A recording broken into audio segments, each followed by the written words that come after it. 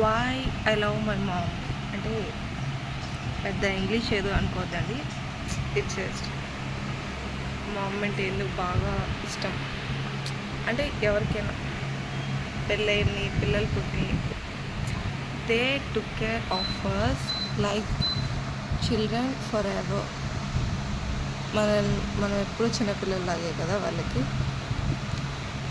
ఈరోజు morning from the early morning 6 o'clock ఈరోజు ఏదో ఒకటి చేస్తూనే ఉంది. లైక్ ఫస్ట్ ఇంట్లో బట్టలు ఉతికింది, తర్వాత దుప్పట్లు ఉతికింది, తర్వాత అన్నీ లైక్ ఈరోజు కొన్ని చీరలు ఉన్నాయి, 6 శారీస్ కుట్టింది. అండ్ మార్నింగ్ వాడికి స్నానం చేయించింది. ఈరోజు వాడిని చూసుకునింది, ఇంట్లో వంట చేసుకునింది, అన్నీ క్లీన్ చేసుకునింది, everything. And yeah almost 2 kgs దాకా చింతపండు కొట్టుకునింది ఇంట్లోకి ఈ ఇయర్కి సరిపోయేలాగా అనమాట. అది క్లీన్ చేసుకునింది. అండ్ వాట్ నాట్ ఇంకా చాలా చేసింది. మామూలుగా అయితే తనకు నిద్ర రాదు అనేది ఒక ప్రాబ్లము. అలాంటిది ఈరోజు షీ వాజ్ సో స్లీపీ. 9 అయింది టైము. 9కి చాలా నిద్ర వస్తుంది యాక్చువల్గా అయితే తనకి.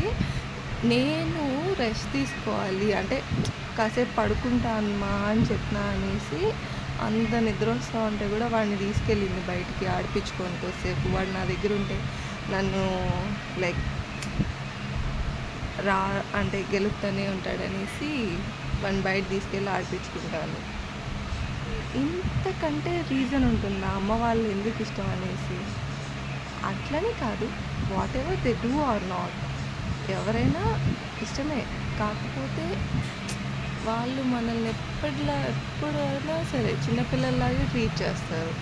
నాకు వాడు పుట్టి ఇప్పుడు మళ్ళీ 7th month అంటే అయినా కూడా ఎంత కేర్ తీసుకోవాలో అంత కేర్ తీసుకుని కోర్స్ మేము తిట్టుకుంటాము, కొట్టుకుంటాము. అయినా ఎన్ని చేసినా లాస్ట్కి వాళ్ళ అంటే మనకేం కావాలి అనేది వాళ్ళకి తెలుసు కదా. ఊరికే చెప్పుకోవాల్సిన పని లేదు.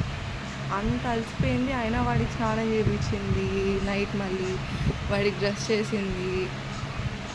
మదర్స్ నేను ఎప్పుడు మా అమ్మలాగా తయారవుతాను అంత ఓపిక నాకు ఎప్పటికీ రాదు.